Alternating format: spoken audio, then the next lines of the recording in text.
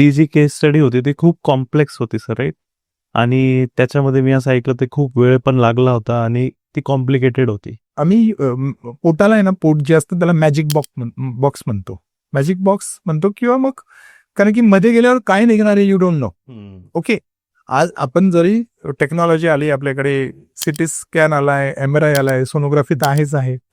यात जेव्हा तुम्ही हे जेव्हा इन्व्हेस्टिगेशन करत असता तर प्रत्येक इन्व्हेस्टिगेशनची एक मर्यादा असते, एक लिमिटेशन्स असतं.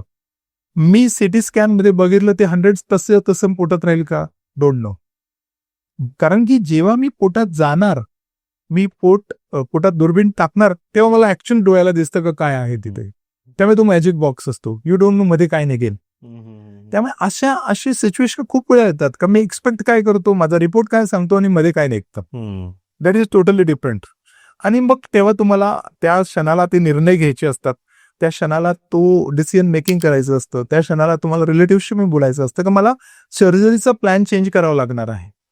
जे मी ठरवलं आहे त्याच्या विपरीत मला सर्जरी करायची आहे.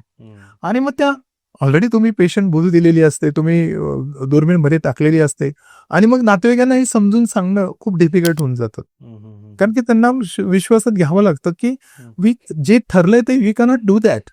मला हा निर्णय चेंज करावा लागणार आहे. सो दिस इज हाऊ ते बऱ्याच वेळा कॉम्प्लिकेटेड सर्जरी सडनली तुमच्या समोर येतात. आणि तू ज्या सर्जरीचा उल्लेख केला ती देखील तशीच होती. जेव्हा आम्ही आतमध्ये गेलो तेव्हा आमच्या लक्षात आलं काही बरेच हे चिकटलेलं आहे सगळीकडनं. ते सोडवता बराच वेळ गेला आम्हाला. It took around 4 hours. 4 तास सर्जरी लागली. आता 4 तास सर्जरी करणं डॉक्टरचं जसं स्किल आहे सर्जनचं, त्याचबरोबर भूलतज्ञाचं पण तेवढं स्किल असतं की 4 तास त्या पेशंटला कंटिन्युअस त्या भुलेमध्ये ठेवणं. ओके. कारण की त्याचे सगळे व्हायटल्स त्याच्या म्हणजे रेस्पिरेशन म्हणजे श्वासोश्वास सुद्धा तो अनेस्थेटिस्ट म्हणजे भूलतज्ञ कंट्रोल करत असतो, बीपी कंट्रोल करत असतो, पल्स कंट्रोल करत असतो, सगळे त्याची सिस्टीम तो भूलतज्ञ कंट्रोल करत असतो आणि त्याची सुद्धा तेवढीच कसरत असते. आणि मग हे युनिट म्हणून जेव्हा आम्ही काम करत असतो कारण की स्टाफ असतो त्याचं पण कॉन्सन्ट्रेशन, कुठली गोष्टीचे तुम्ही कॉन्सन्ट्रेशन किती तास द्याल, 1-2 तासानंतर तुमचं माइंड थकत असतं आणि मग तुमची कॉन्सन्ट्रेशन लूज व्हायला नको कुठे.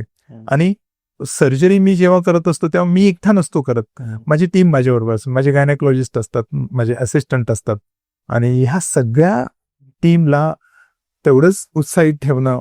आणि कारण की मेन सर्जन तुम्ही ऍज अन बॉस तुम्ही त्या युनिटचे, तुम्ही तुमच्या कॉन्फिडन्सवर सगळ्यांचा कॉन्फिडन्स असतो.